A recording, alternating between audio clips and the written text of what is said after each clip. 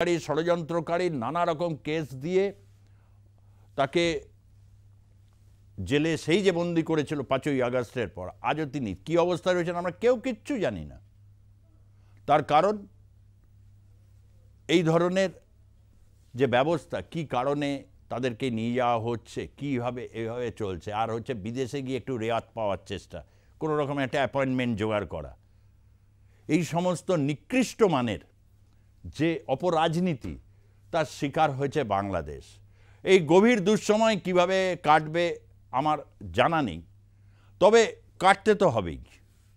কখন কোন মুহূর্তে, আমি জ্যোতিষী নই তো, সে কারণে আমি ওই ধরনের প্রেডিকশনস দেব না, কিন্তু যা লক্ষণগুলো দেখতে পাচ্ছি সেই লক্ষণগুলো অতীব খারাপ।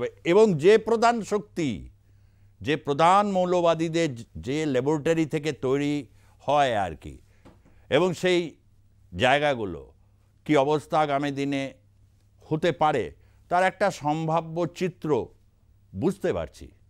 নিঃসন্দেহে আপনাদের সাথে ভবিষ্যতে শেয়ার করব, তবে এই মুহূর্তে যা বিশ্লেষণের অতীত হয়ে গেছে এখন বাংলাদেশ। এই বাংলাদেশ বিশ্লেষণের অতীত, ইউনূসের বাংলাদেশ। এই বাংলাদেশ হচ্ছে খেতে না পেলেও জোর করে বলতে হবে হ্যাঁ খুব ভালো আছি, খেয়ে পড়ে আছি। যে সাংবাদিকের চাকরি চলে গেছে, তিনি চাকরি পাননি, তাকেও বলতে হবে যে বাংলাদেশের সংবাদ মাধ্যমের স্বাধীনতা পূর্ণ মাত্রায় আছে। এই যে একটা জবরদস্তি বয়ান তৈরি, যা ক্রমশ মানুষের নিষ্ঠুরতা এবং শাসকের নিষ্ঠুরতাকে ক্রমাগত চিহ্নিত করছে। শেষ করছি, ভালো থাকবেন আপনারা প্রত্যেকে, যারা দেখছেন সুস্থ থাকবেন এবং সতর্ক থাকবেন।